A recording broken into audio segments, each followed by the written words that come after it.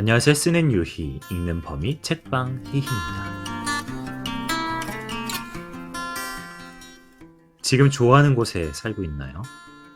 이 질문은 제가 여러분께 드리고 싶은 질문이기도 하고 오늘 저희가 준비한 책 제목이기도 합니다. 최근 1인 가구가 많아지면서 원룸이나 자신의 작은 집을 셀프 인테리어 하는 사람들이 늘어나고 있죠. 그래서 오늘은 꼭 혼자 사는 집이 아니어도 자신이 오랫동안 머무는 공간 혹은 자신만의 방이 있다면 그곳을 더욱 좋아하는 공간으로 바꿀 수 있도록 독려하는 한 공간 디렉터의 이야기를 가져왔습니다. 책방 희희의 9번째 책, 최고요 씨가 쓰고 휴머니스트에서 출간한 좋아하는 곳에 살고 있나요? 입니다. 최고요 씨는 평범한 회사원이던 시절 하루를 살아도 내가 좋아하는 공간에서 살고 싶다는 마음으로 시작한 셀프 인테리어 이야기를 블로그에 담았고 이를 통해 공간 관련 일을 시작하게 되었는데요. 그녀가 집을 바라보는 관점은 바로 편안함과 즐거움입니다. 38페이지입니다. 나는 언제나 내가 가장 좋아하는 장소가 집이기를 바랬다. 명의가 누구인지는 중요하지 않았고 2년을 살지 20년을 살지 그런 것도 중요하지 않았다. 나의 고양이들과 함께 잠이 들고 아침을 시작하는 곳, 커피를 마시고 음악을 듣고 책을 읽고 샤워를 하고 화장을 하는 곳, 하루의 끝에 내가 돌아가야 하는 곳. 집은 일상이고 배경화면이어서 이왕이면 나의 몸과 마음이 편안하고 즐거울 수 있는 곳이었으면 했다. 또한 특이하게도 그녀가 주목하는 공간은 오래되고 낡은 집들인데요. 개인의 취향이 잘 묻어나는 구절입니다.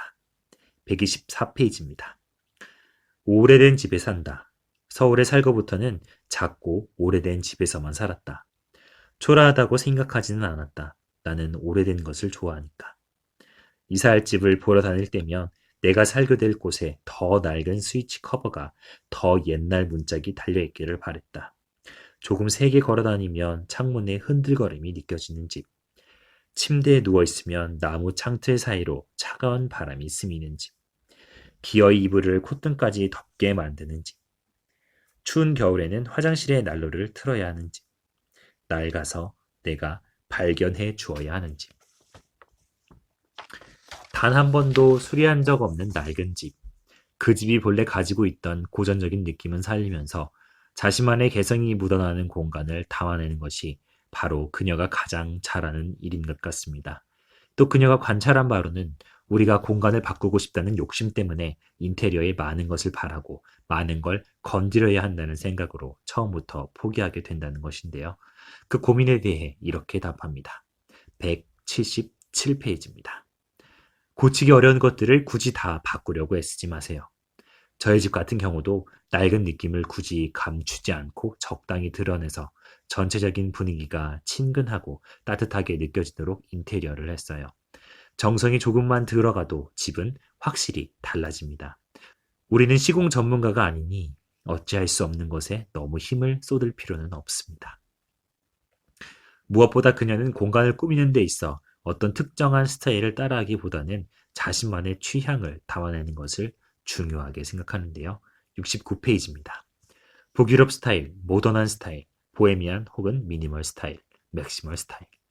수없이 많은 종류의 멋진 집 사이에서 기준을 무엇으로 잡아야 할지 망설여집니다. 이 집도 멋진 것 같고 저 집도 멋진 것 같죠. 하루는 미니멀리스트가 되리라 다짐하고 다음 날이면 멋진 물건으로 가득한 어느 수집가의 집에 마음이 끌리죠. 사실 어떤 스타일이든지 다 예쁠 수 있습니다. 다만 기준을 어디에 두느냐에 따라 전혀 다른 집이 되는 거죠. 여러 스타일을 시도하고 실패도 해보는 동안 자기 체형을 잘 알게 되고 어울리는 옷을 보는 안목이 생기듯 집을 가꾸는 일도 비슷한 과정과 노력이 필요합니다. 그 공간에서 생활하는 구성원만의 고유한 스타일이 필요한 거죠. 다른 사람의 기준이나 유행에 휩쓸리지 않는 나만의 것, 우리만의 취향이 필요합니다. 그리고 집이 조화로워 보이기 위해서는 전체적인 색감 또한 중요하다고 말합니다. 메인 컬러를 정해놓는 것이 핵심이라는 것이죠. 146페이지입니다. 사실 인테리어 초보자라면 지나치게 과감한 색을 사용하는 건 위험할 수 있습니다. 색을 잘못 사용하면 금방 질리거나 요란스러운 공간이 되기도 하니까요. 특히 매일 휴식을 취해야 하는 주거 공간에는 조심스러울 수 있습니다. 무체스 케어를 택하는 게 여러모로 안전하다고 느끼죠. 다만 염두에 둬야 할 것은 여러 가지 집 구조, 가지고 있는 물건들, 장소의 용도 등의 어울림을 생각하는 일입니다. 전체적인 계획을 세우고 얻고 싶은 분위기를 잘 디자인하면 과감한 컬러를 사용해도 충분히 멋질 수 있습니다. 이 부분을 읽으면서 만약 내가 살고 있는 공간에 한 가지 컬러를 메인으로 정해 꾸민다면 나는 어떤 색을 고를까 하는 즐거운 상상도 해봤는데요. 여러분은 어떠신가요? 마지막으로 오늘의 가장 인상 깊은 한 구절로 저자가 책의 말미에 쓴 구절을 꼽고 싶습니다. 완벽하지 않은 것들에 대한 사랑이라는 책 제목처럼 그녀는 자신이 추구하는 것이 언제나 최고가 되지 않아도 괜찮다는 철학을 가지고 공간을 디자인하는 것 같습니다. 270페이지입니다.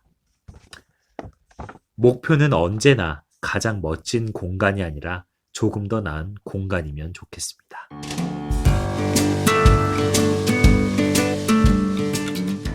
지금 여러분이 계신 공간은 어떤 모습인가요? 비록 그 모습이 완벽하지 않더라도 그곳에 자기만의 취향을 담아낼 용기와 열정을 갖고 계신가요? 이번 주말엔 너무 익숙해서 잊고 지낸 먼지 쌓인 곳들의 애정어린 손길을 한번 보내는 건 어떨까요? 지금까지 진행 범위 작가 유희, 책방 희희였습니다. 저희는 다음 주 토요일에 다시 찾아뵙겠습니다. 감사합니다.